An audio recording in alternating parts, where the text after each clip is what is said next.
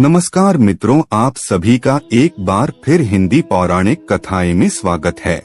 दोस्तों, आज की हमारी इस वीडियो में हम आपके लिए जितिया व्रत की कथा लेकर आए हैं। एक समय की बात है, नर्मदा नदी के पार कंचन भरती नाम का एक नगर था। न के पश्चिम दिशा में मरुभूमि थी जिससे बालों हटा कहा जाता था।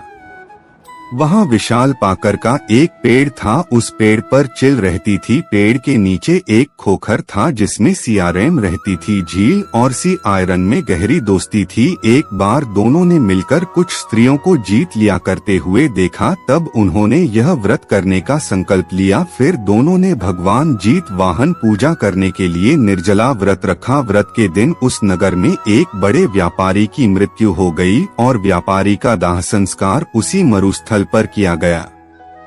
दिन बीतने के बाद जब रात हुई तब वहाँ मौसम खराब हो गया। बिजली लगी और बादल गरजने लगे। वहाँ पर बड़ा तूफान आ गया। को भूख लगने लगी। मुद्दा देखकर वो खुद को रोक न पाई और उसने व्यापारी के शरीर को खा लिया और उसका भ्रम टूट गया। पर चील ने संयम रखा और नियम श्रद्धा से अगले दिन व्रत का या फिर अगले जन्म में दोनों सहेलियों ने ब्राह्मण परिवार में 2 पुत्रियों के रूप में जन्म लिया। चील बड़ी बहन बनी और उसका नाम शीलवती रखा गया। शीला ने की शादी बुद्धि सेन के साथ हुई। सियारेम छोटी बहन के रूप में जन्मी और उसका नाम कपूर रावती रखा गया। उसकी शादी नगर के राजा मलाई की दूसरी हुई। आप कपूर रावती कंचन वटी नगर की रानी बन गई। भगवान शिव के वाहन के आशय से शीला के साथ पुत्र हुए, पर कपूर रावती के सभी बच्चे जन्म लेते ही मर जाते थे। कुछ समय बाद शीला के साथ तो पुत्र बढ़े हुए गए। वे सभी राजा के दरबार में काम करने लगे। पुनरावर्ती के मन में उन्हें देखकर ईर्ष्या की भावना आ गई